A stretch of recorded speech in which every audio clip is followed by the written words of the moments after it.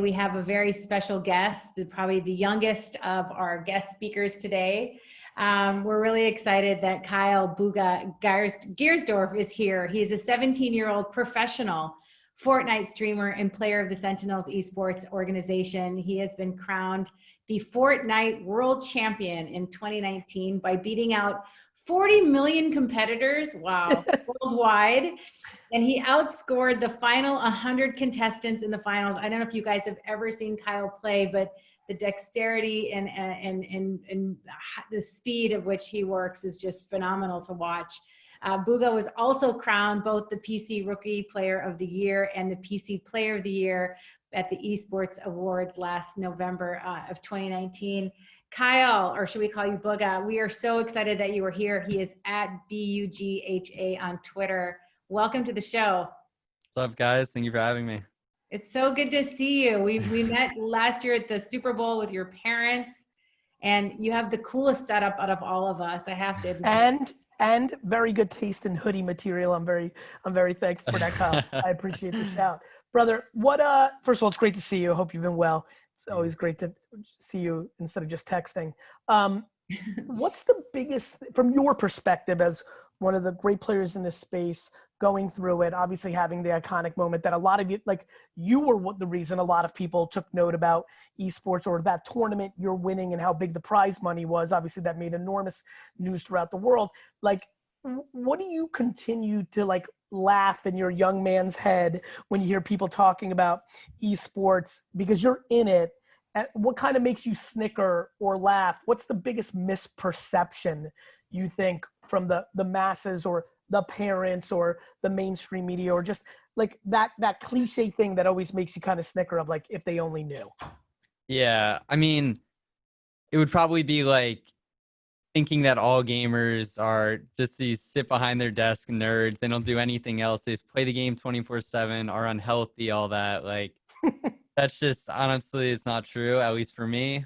But it's probably the biggest thing. And what about how you see, the space evolving? What's the biggest difference in the macro space? And again, what's great about a show like this is we have CMOs and we have, obviously after this, a team owner, but like from just your perspective, from your eyes, what's the biggest thing that's shifting in the last 6 months or 12 months about the space, about even, and by the way, even if you want to go into your own gameplay or things of that nature, like what's kind of happening? Yeah, I mean, recently esports has just been like evolving and blowing up. I've seen so many more businesses, organizations, just everyone's just getting into esports now. Just it's growing widely. But for me right now, playing Fortnite, there hasn't been too much in the Fortnite scene, just kind of like a new season going on. But you see a lot more early popping in. What about, this is probably going to be fun for people here, like just your perspective. What about the younger crew of players coming up, right? Like, yeah. What are you even seeing from like the 12, 13, 14-year-old set? And you're like, whoa, that kid, like, I think people, obviously you're paying attention, you're seeing different ways people are playing. And I also know that you're expanding and trying out different games and things of that nature. Anything catching your eye as an innovation, like anything from a hardware, what kids are using, or mindsets or strategies, or any kind of nerdy deep, like I know a lot of people watching who are players or aspirational players, so you can give us a different perspective here. Yeah, I mean, all the time players are evolving, everyone's getting better at the game. Like all the younger players right now are kind of coming up and pushing some of the older guys out because they're so much more mechanical and they're like way better in fights and everything. So some of them are kind of dominating right now, but for me, I'm still hanging in there. Real quick. Tell everybody how old you are and how old these young guys are, because, literally you just delivered, I'm still hanging in there. And I think a collective 10,000 people just threw up because like they're like, wait a minute, how old is this kid? But paint the picture. You as like an older guy or an OG, like what age group are you talking about, some of the younger guys, and where do you sit in comparison by age? Yeah, I'm 17, and in the Fortnite scene right now, that's kind of like middle age coming up to the like later ages. And the younger guys are like 13, 14. They're all coming up. But yeah, I don't know. It's kind of shocking. Like I'm 17 and I'm in the middle age group, kind of later age group in a game. Like that's just so weird. Kyle, your perspective, one last thing before we get to Rob, and I really appreciate you taking time because I know how busy you are for jumping on and giving us some firepower here. Do you think in esports, we don't think about LeBron, even though LeBron James actually talks about playing tight end in the NFL, like the magnitude of like the way professional sports as we've known it, you haven't seen that crossover. Your prediction, your own opinion of your own self, and I know you have great quiet confidence, so I'm just giving you the room to speak to that.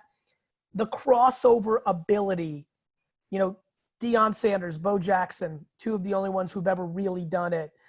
Do you, as these games get established and we really see 7, 12, 19, 22 esports really capturing the attention of the world, do you personally anticipate certain kids coming along and being great at 3 or 4? Do you think that's too hard?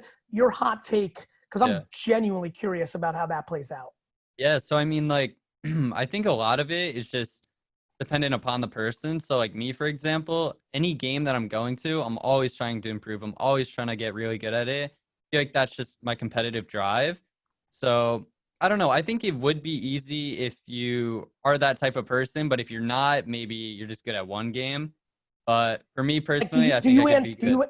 So do you anticipate being world class in multiple games? I think so, yeah.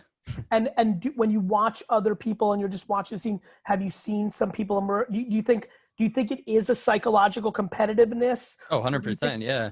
And you don't think it's a hand-eye kind of core, like you think it's certain genre games will map, like does Fortnite map to being good at FIFA, or is that completely impossible in your mind of making that transition versus another game that has a similar format? Yeah, like if we're going to another like third-person shooter, I think it could translate really well. Right. But I think it would take more time to get used to like a sports game or something entirely different. So Understood.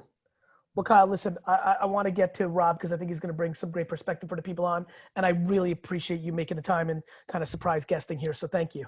thank you for having me, guys. Of course.